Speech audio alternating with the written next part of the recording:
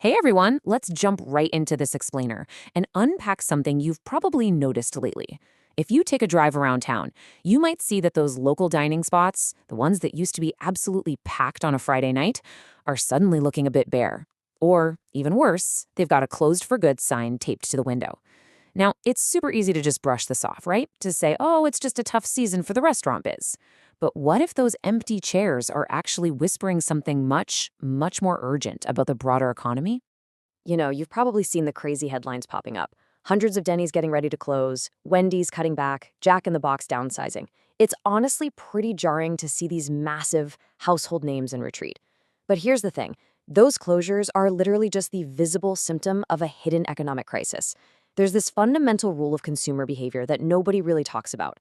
When we start getting stressed about money, we don't immediately cancel our health insurance or skip rent. The very first thing we axe, dining out. That means the restaurant industry feels the chill of a downturn way before the rest of the economy even puts on a sweater. Because of that dynamic, before economists even have a chance to issue their warnings or publish those massive 100-page reports, restaurant owners are already sensing the shift. They see it through a really mundane behavior that I like to call the dessert indicator. Sounds kind of quirky, right? But you really don't need to stare at the stock market to gauge the economy. Sometimes you literally just need to look at a dinner menu. Families don't announce their budget cuts. Instead, they just quietly decide, you know what, maybe we don't need dessert tonight. It's this tiny micro decision to cut a small discretionary expense. But man, it serves as an incredibly accurate early warning sign of broad economic anxiety.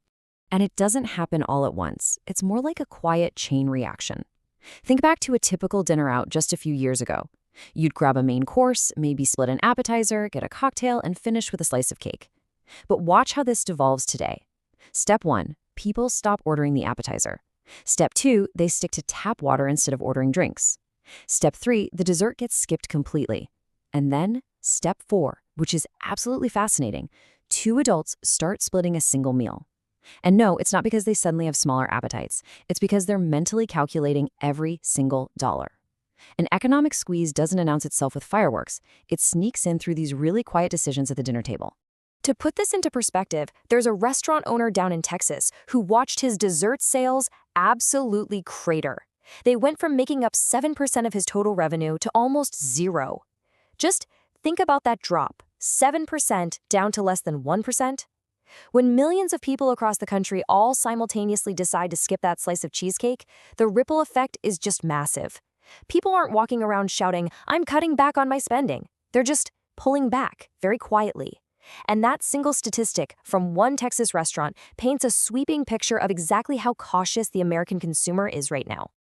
Now, it's not like we all woke up and decided we suddenly hate restaurants. Consumers are abandoning them because household budgets are being stretched like a blanket that just keeps getting shorter.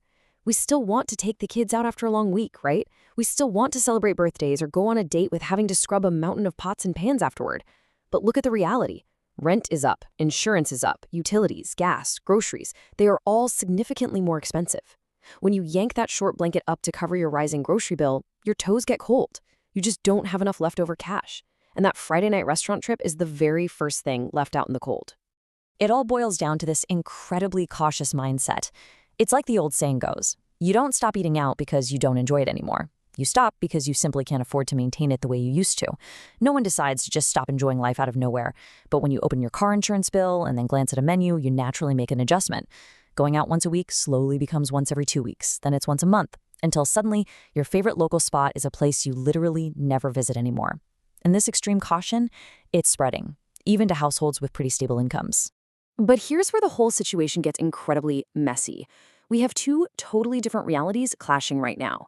From the customer's perspective, they're getting smaller portions. The bills are way higher, and honestly, they feel ripped off. And that is completely valid. But if you step behind the cash register, the owner is living a nightmare of surging supply costs, skyrocketing rent, and margins that are practically evaporating. They're running faster just to stay in the exact same place.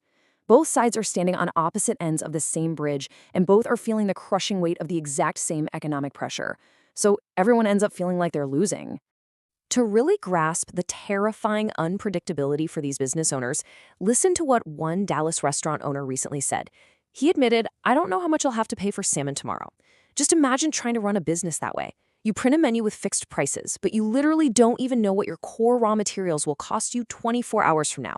It sounds insane, but this is their daily reality.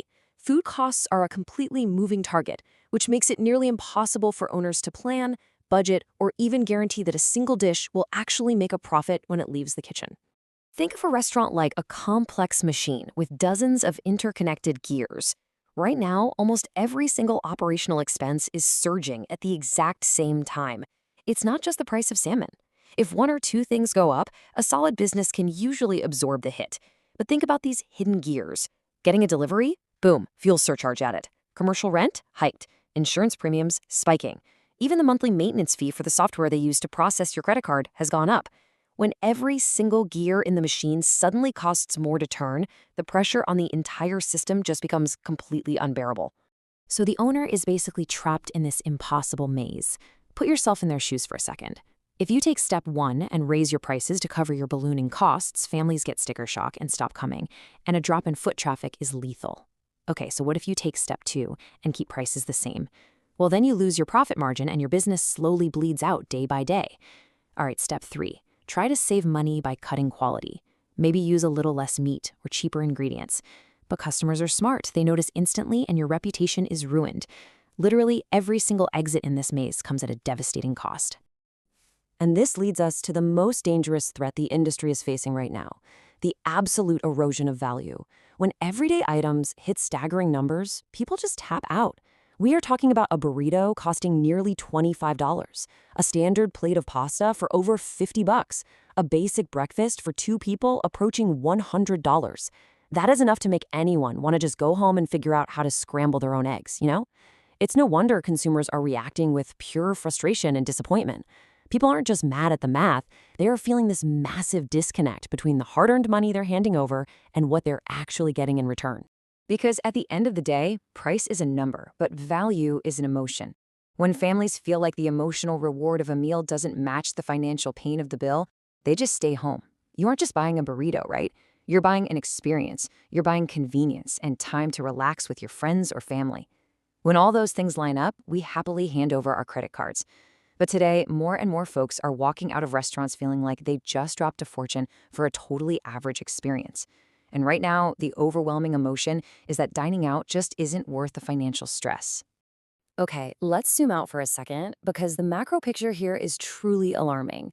When a local restaurant finally locks its doors for good, it's not just the chefs and the waitstaff who lose out. That empty building is just the visible tip of an economic iceberg. We get so hyper-focused on the empty dining room that we completely forget about the massive structure holding it up. A restaurant is not an isolated island. It's a vital hub connected to a huge supply chain. And when it goes under, the collateral damage spreads way, way beyond the kitchen.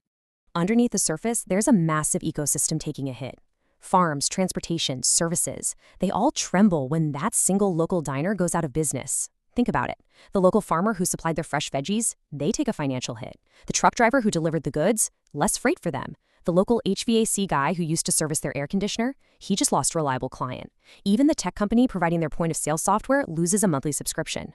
One single restaurant closing sends a very real shockwave through dozens of other businesses, dragging down revenue across multiple sectors. So what does this all mean? Basically, the restaurant industry acts as our economic thermometer. When it starts showing a fever, the problem isn't the thermometer itself. It's the lack of consumer confidence in the broader system.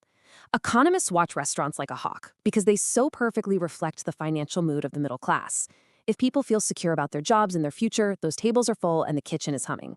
But right now, even people with secure jobs and steady income are hoarding their cash because they feel this underlying sense of uncertainty. That restaurant fever is a clear symptom of a much larger anxiety brewing across the country. So I want to leave you with this final thought to ponder. As the middle class actively recalculates the cost of everyday joy, we have to ask, are we just passing through a tough economic season, or are we witnessing a permanent structural shift in the American way of life?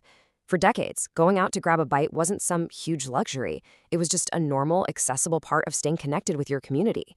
If the simple pleasure of sharing a meal outside the home is becoming completely out of reach for the average family, what does that mean for our future? Take a second to think about your own habits recently, because what's happening down at your local diner, it's a reflection of a much, much bigger story.